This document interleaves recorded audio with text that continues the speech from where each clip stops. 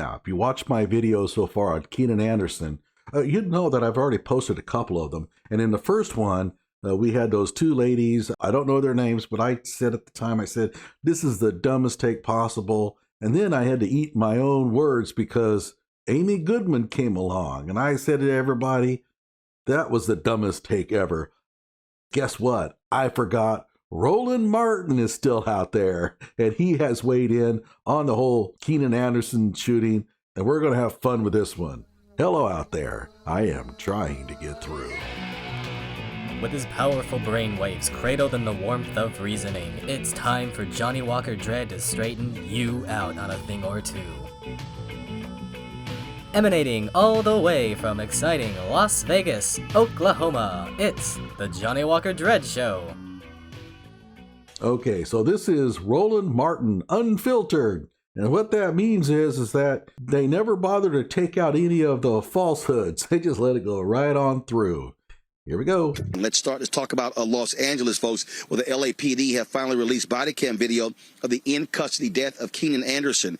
He is the cousin of Patrisse Cullors, the co-founder of the Black Lives Matter movement.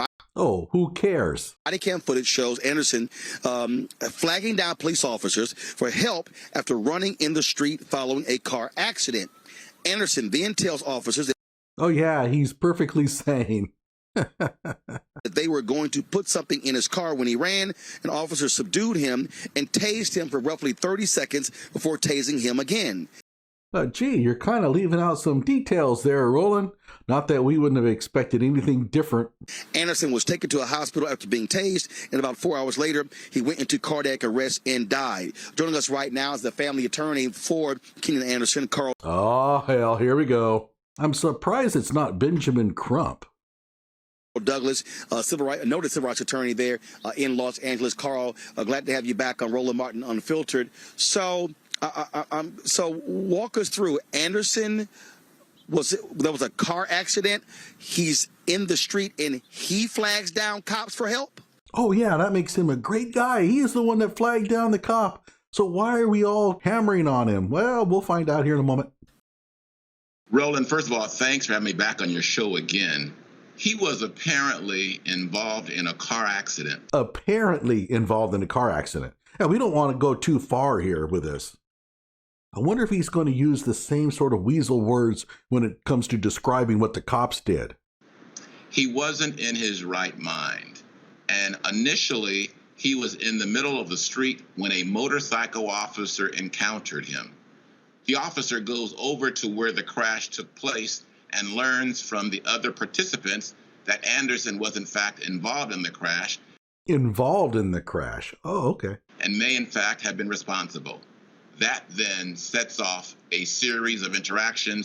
I'll give it up to him here. At least he said that Keenan Anderson may have started it. Where Anderson, clearly not in his right mind, clearly paranoid.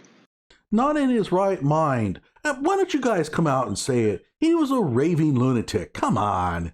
Is talking to the officer for 7 minutes. No, he was babbling.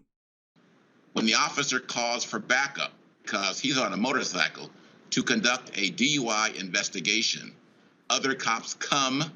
Anderson freaks out and begins to run in the street of a busy thoroughfare. All right, he's making it sound as if Anderson freaked out by seeing all these cops come. I don't think so. And in their efforts to handcuff this man, officers put their body weight on him and tased him 7 separate times. They tased him on the back part of his heart, where his heart was. So, is there really any wonder that after 7 tases that contained 50,000 watts of electrical energy coursing through his body?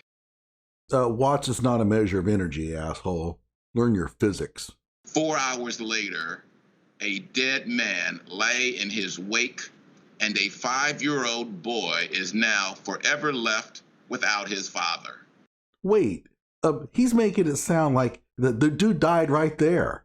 And by the way, he said 50,000 watts of power, or I don't recall how he phrased it, but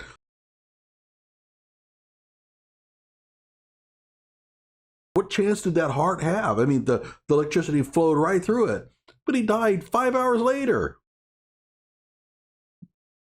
Yeah, no.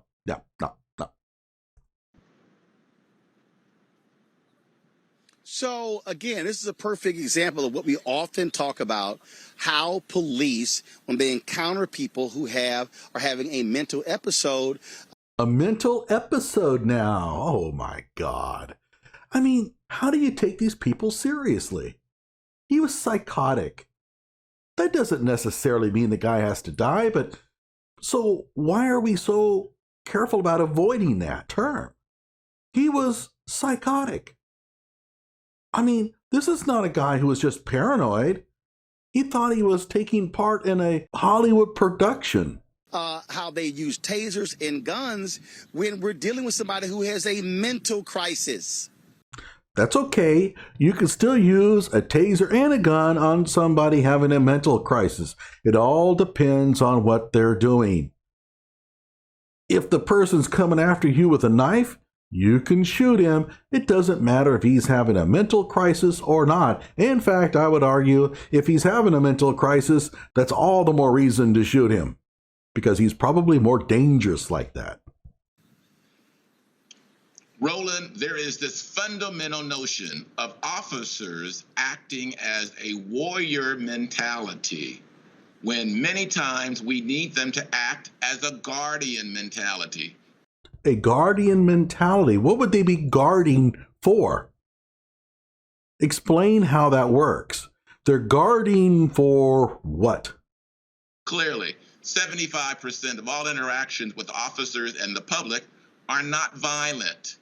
But when you have this warrior mentality, regrettably, these kinds of things occur. Clearly, the officers were treating him not with the kid gloves of someone who was then in the midst of a psychological episode. A psychological episode. Oh, good grief. And by the way, it's kid gloves, not kit gloves. The last time I looked, the baby of a goat is called a kid, not a kit. And that's where the gloves came from. But they treated him like a criminal. Because he was a criminal. Okay, let's go through this. He is loaded up on cocaine. That's probably a crime. He gets in a car and drives. Definitely a crime. And then he crashes it into another car. That's a crime as well because he was under the influence. He disobeyed a lawful command when being detained. Did some jaywalking there while he was at it. And then tried to hijack an Uber. And he's saying, well, they treated him like he was a criminal. Oh, Lord. And by the way, I think a lot of you are saying, why are you always stopping the video when he's making these funny faces? With this dude, it's hard not to. I don't care when you stop the thing. His face is always undergoing some weird contortion. Not my fault. When they tased him, they thought that he was reacting and resisting arrest, when in fact, he was scrambling around because he was being stung by the taser. Oh, give me a break, dude. You are now just lying. Because the taser was being used unreasonably, and it caused pain.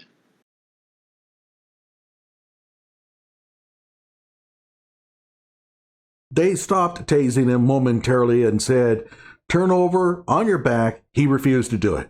So if you tase somebody 7 times in a row, that energy is going to impact the heart, and the consequences to Keenan Allen were sadly predictable. I think if you're going to be his lawyer, you might want to know his name. His name is Keenan Anderson. Okay? Don't be like Kimberly Motley and get the name of your client all fouled up. I'm looking at the video right now, and I'm counting literally 7 or 8 officers. So you got 7 or 8 cops, and you need to tase somebody 7 times to subdue them? Well, if all those officers had gotten on to him and tried to get him to turn over, you'd have complained about that.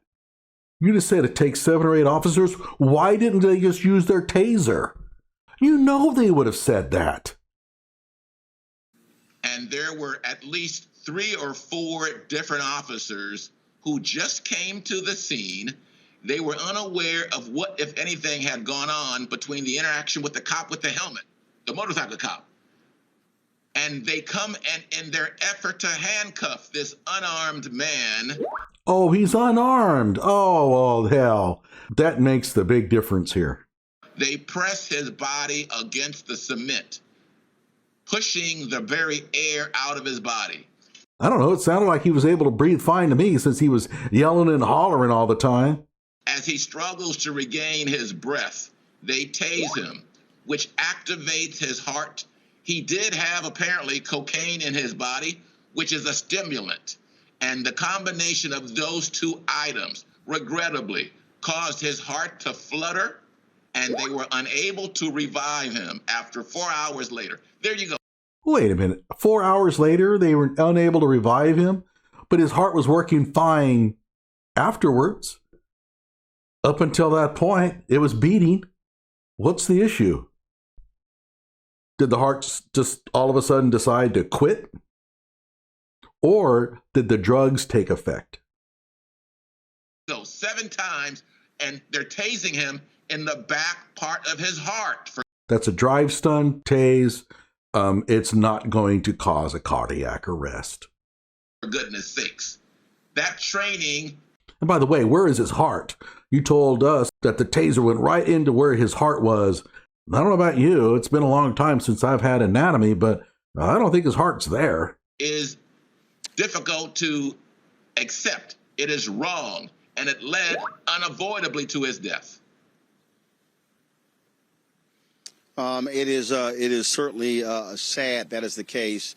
And again, this is what we continue to see: African Americans dying at the hands of cops, either being shot or, in some cases, other cases where they put bags over their heads, they get suffocated.